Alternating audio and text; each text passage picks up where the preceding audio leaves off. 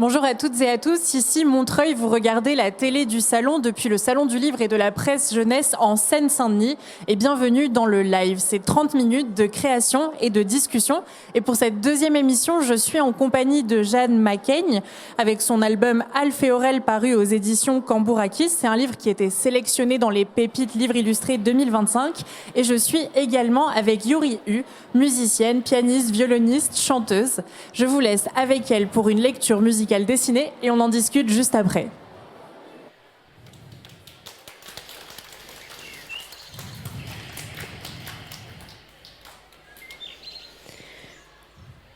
Soudain, Alph est soulevé haut, très haut, plus haut que les flots. Oh bonjour Aurel, comment vas-tu? Le temps change. C'est encore un peu l'été, mais l'air devient plus frais.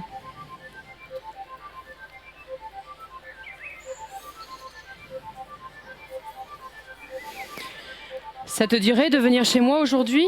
Dit Alph. D'accord. Mais je ne connais pas le monde des humains. Je peux prendre ta main? Murmure Aurel. Ah oui, bien sûr. Courons vite à la maison. Ce sera une première.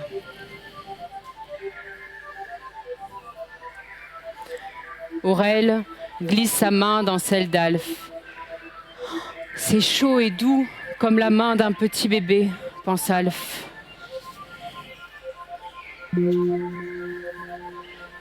Peu à peu, Aurel est devenu petit, tout petit, plus petit qu'un chêne, plus petit qu'un noisetier, et maintenant tout juste aussi grand qu'Alph.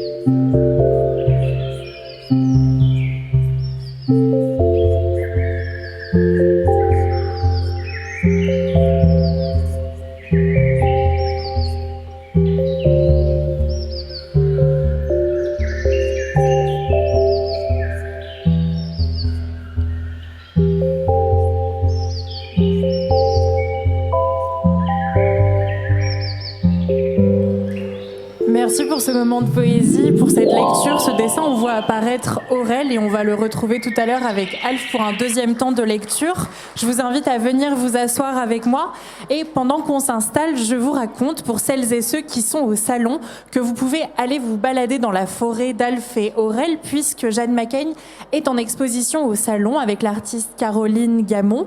C'est une exposition immersive au fil des saisons dans les dessins des deux artistes. Bienvenue Jeanne, bienvenue Yuri.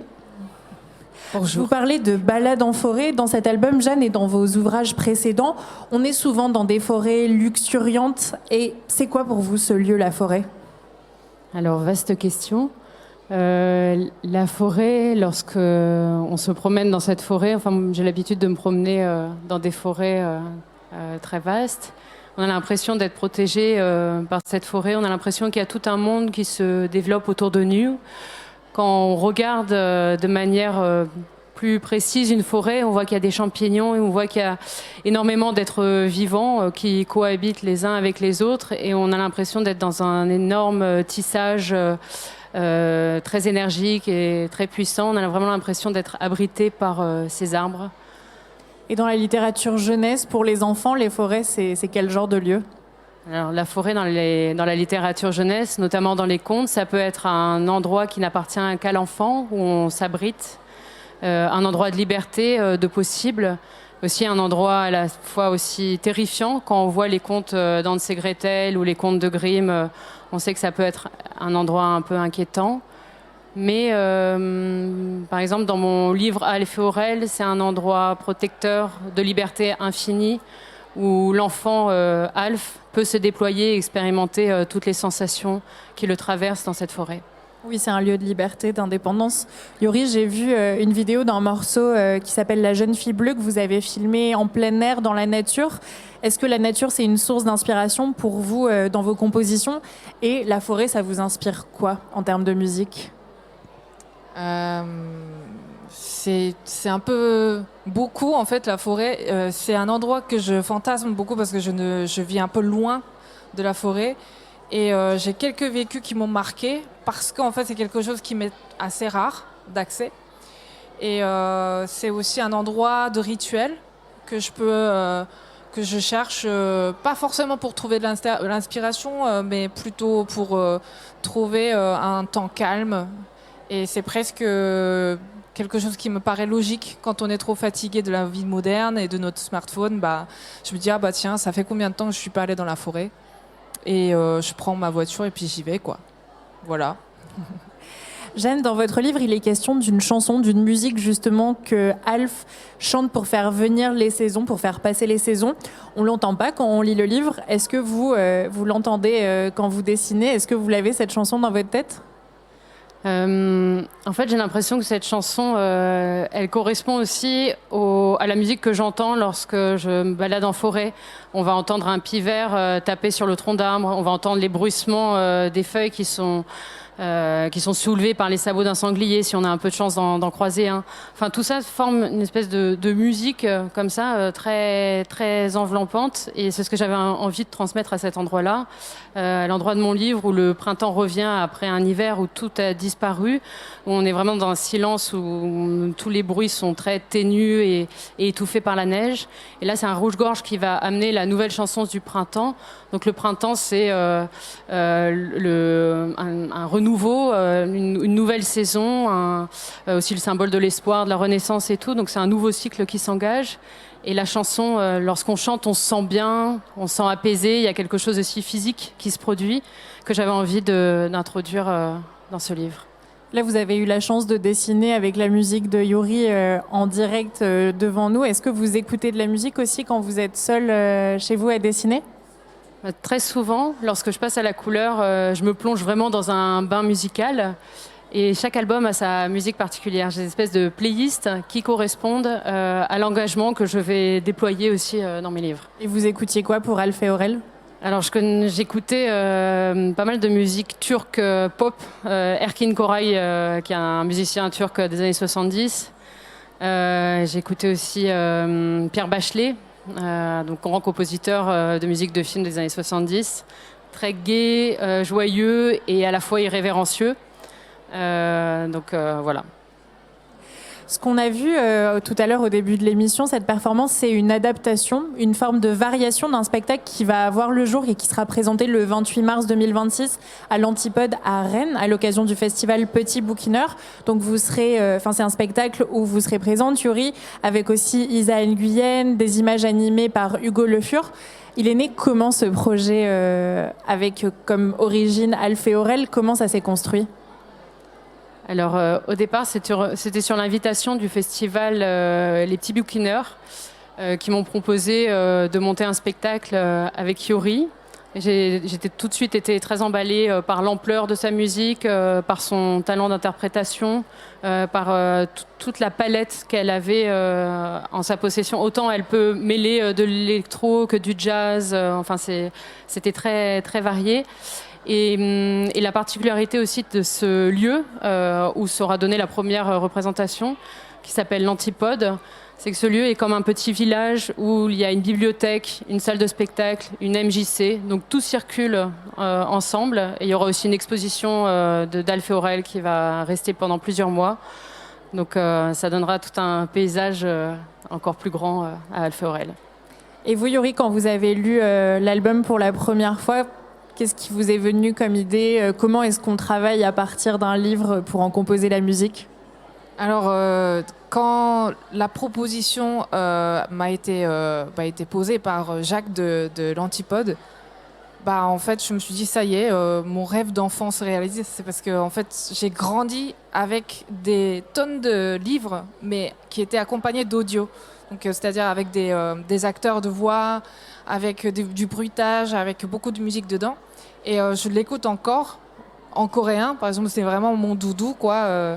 Et ce travail-là de composition qui m'a été donné, était vraiment quelque chose qui m'a vraiment fait très très plaisir. Et en plus de ça, quand j'ai été voir les premières images de livres, je me suis dit, non, en fait, en termes de couleurs et la dramaturgie de ce livre m'a fait dire que ça va être vraiment très facile pour moi en tout cas de m'inspirer, parce que la plupart de musique que j'écoute s'inspire beaucoup de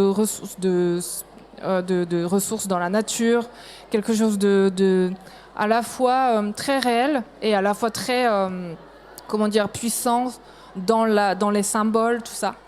Et du coup j'étais hyper contente et aussi un peu terrifiée parce que je voulais vraiment faire quelque chose qui colle vraiment avec les images.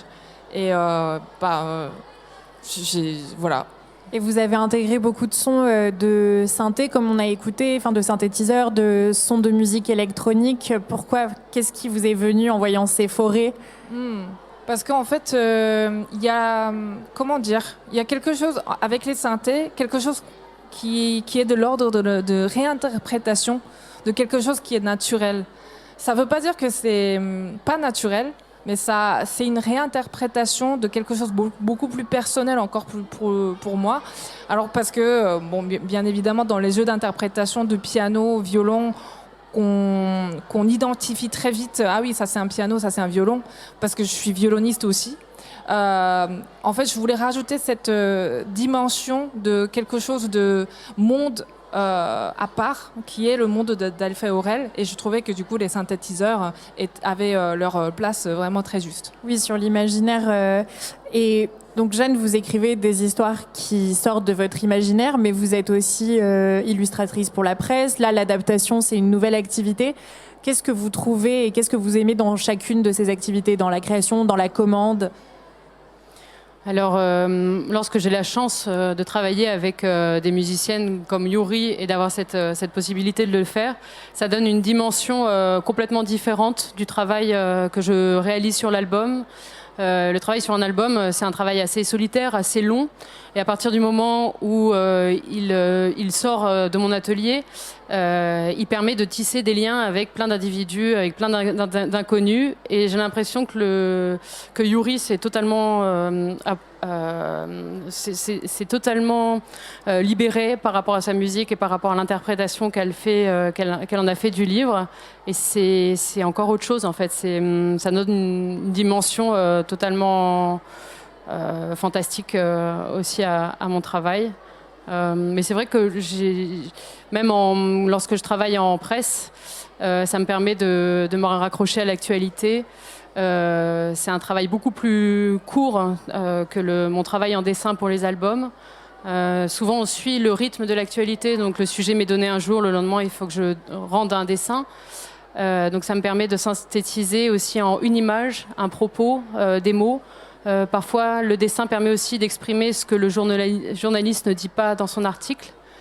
Et toute cette grandeur que permet le territoire du dessin me plaît. J'ai l'impression que c'est infini, que le dessin peut vraiment prendre de l'ampleur. Plus on rencontre du monde, plus on rencontre des personnes différentes, plus ça va être intéressant.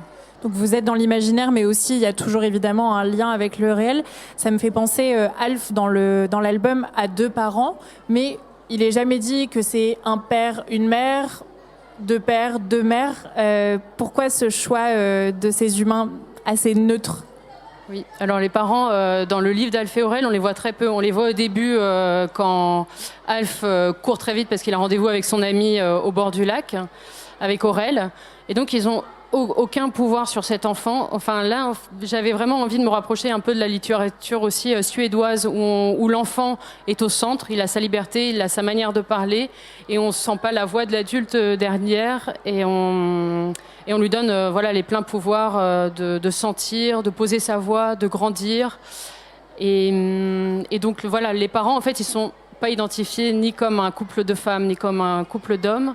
Certains m'ont dit on voit un couple de femmes, bah, très bien en fait ça fait partie de notre réalité, les gens s'aiment, construisent des vies et puis ça fait partie de la réalité d'Alf et voilà, c'est pas je veux dire ça fait partie de notre monde donc les genrés pour moi parfois c'est un peu compliqué, notamment par exemple dans le livre Un drôle de lundi que j'avais écrit avant, la petite fille est élevée par une mère seule. Mais le sujet n'est jamais évoqué, en fait. C'est une famille monoparentale, bon, voilà. Oui, vous parlez d'un drôle de lundi, justement. On retrouve des fils entre ça et Alf et Aurel. Là, Alf invite Aurel dans son monde, Aurel invite Alf dans son monde. Les mondes organiques, animaux, humains se mélangent. Et dans Un drôle de lundi, c'est Nena qui échange sa vie avec celle d'une petite fourmi. Vous, si vous deviez choisir d'échanger votre existence avec celle d'un animal, vous iriez où ? Une petite fourmi, ça m'a pas mal plu. Elles travaillent dur, les petites fourmis. Elles travaillent dur. Après, on verra dans le livre qu'elles sèment un peu la zizanie et une forme de révolution. Donc si on trouve un territoire où on peut faire bouger les lignes, pourquoi pas. Et vous, Yuri, vous iriez où si vous pouviez échanger votre vie avec celle d'un animal ? Je pense que ça va être forcément un animal d'air qui peut voler, quoi. N'importe lequel. N'importe quel oiseau. Ouais. Et entre ces mondes, l'humain, l'animal, l'aquatique, il y a comme une circulation dans vos ouvrages. On retrouve des motifs qui reviennent. Ils ne sont pas séparés, ils ne sont pas distincts, ces mondes. Pourquoi ? Qu'est-ce que vous nous dites avec ça, Jeanne McCain ? J'ai l'impression qu'on fait vraiment partie d'un tout. Il n'y a pas l'être humain et la nature d'un autre côté. Il y a l'être humain qui fait partie de la nature, de son environnement. On voit qu'on a une incidence aussi sur la nature qui est vaste. Et donc c'est pour parler de toutes nos connexions à ce monde vivant et du fait que nos actions ont une incidence aussi sur le monde qui nous entoure. avant qu'on termine la première partie de dessin, vous aviez commencé à colorer le personnage d'Aurel, qui est un espèce de grand être naturel. Les oiseaux vont se loger dans ses feuilles, dans ses plumes, on ne sait pas trop. Il est très doux, il va ranger ses amis au début de l'hiver dans leur nid pour qu'ils puissent hiberner. Comment vous avez eu l'idée de ce magnifique personnage qui est Aurel ? Merci. Alors, j'avais envie de travailler sur l'amitié au tout début, non pas sur les saisons. Enfin, c'est un grand livre sur les saisons, mais c'est un livre qui parle d'amitié avant tout. Lorsqu'on rencontre une nouvelle personne, un nouvel ami, c'est toutes les saisons qu'on invite à ce moment-là. Parfois, l'autre peut faire peur. Il y a un sentiment d'étrangeté en fait qui se produit. On a un nouveau langage aussi à adapter à cette nouvelle rencontre. Et donc, on est traversé par plein de sentiments et par plein de saisons. Donc, c'est ce qui avait animé en fait la création de ce livre. Et aussi les saisons, je me suis dit, pourquoi faire un livre sur les saisons ? Parce qu'il y a tellement d'albums qui existent sur les saisons depuis longtemps. Je me suis dit, comme on est dans une période où il y a un réchauffement climatique, il est important de se rappeler l'émerveillement qu'on a de voir un bourgeon apparaître au printemps, de voir les saisons se répéter comme ça. Et en fait, on est vraiment lié à ces saisons, à ce rythme-là, qui est plus grand que nous. Et ça nous permet aussi de se situer dans le monde. Et j'ai l'impression que l'amitié, c'est quelque chose qui ne bougera pas, malgré le réchauffement climatique, malgré ce qui se passe autour de nous. Et c'est quelque chose qui donne de l'espoir. Merci beaucoup. On va aller retrouver Aurel et Alf dans vos dessins. Et donc, pour la suite de cette lecture dessinée, je vous invite à retourner à vos tables.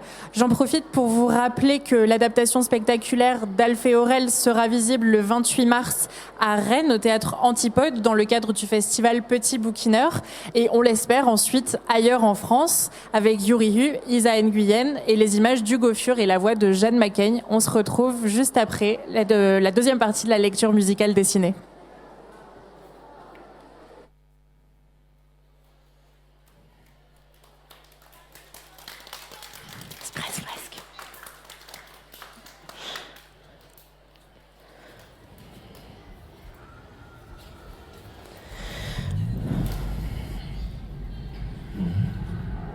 Alors, je vais vous lire un petit extrait.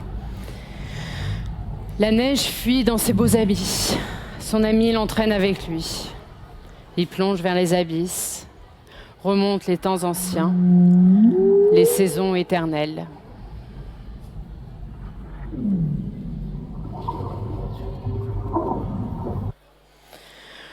Quand Elfe sort de l'eau, une carpe joueuse l'éclaire. Aurel réveille le fond du lac. Les nénuphars veillent sur les têtards, les hérons louchent sur les poissons, les écrevisses répètent en coulisses.